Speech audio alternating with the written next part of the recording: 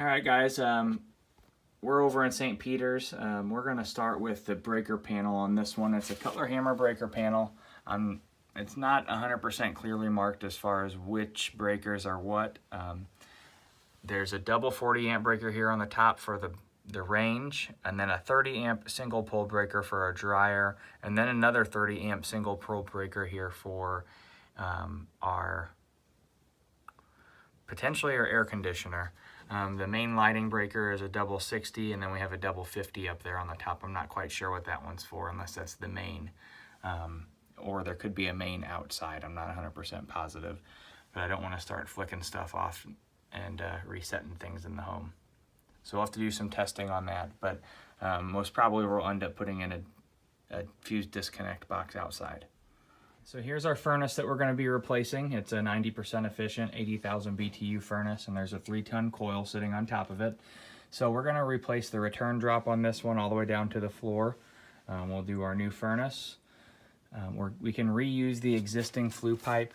You got about a 10-foot total run, maybe 12-foot total run from the top of the furnace to outside.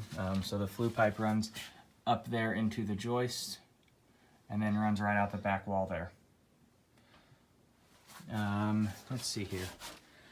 Our gas line does not have shutoff valves on it, so we are going to have to put a shutoff valve in the gas line. There's a union there to break it, and there's also not a shutoff valve for the water heater, which could be something that we potentially replace all at the same time. The water heater would need a thermo expansion tank installed, and then we'll get rid of that aluminum flue pipe up there on the top and put in some galvanized flue. So we'll just go from the flue T there all the way back down to the top of the water heater with new flue pipe. Condensate drain lines run out of the front of the unit, and they go right over here to a floor drain.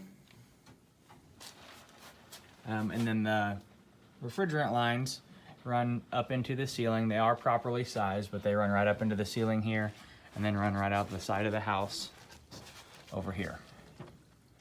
So we can reuse the existing refrigerant lines. Let's see here.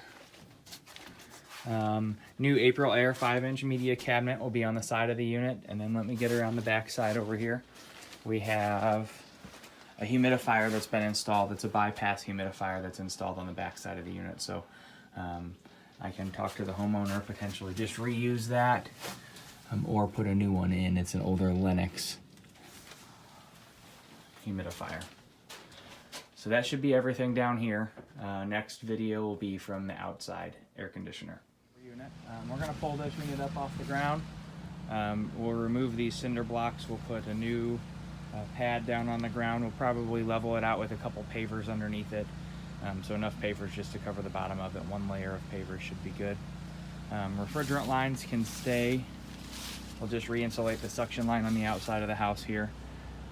Put our filter dryer in. We'll put a new disconnect box mounted to the wall here with a new electrical whip going down into the unit. And then access will be easy. You can park right here on the street and move in. I'm very particular about making sure you have your shoe covers on in the house, so definitely have to make sure you put down floor runners and wear your shoe covers. That should be everything.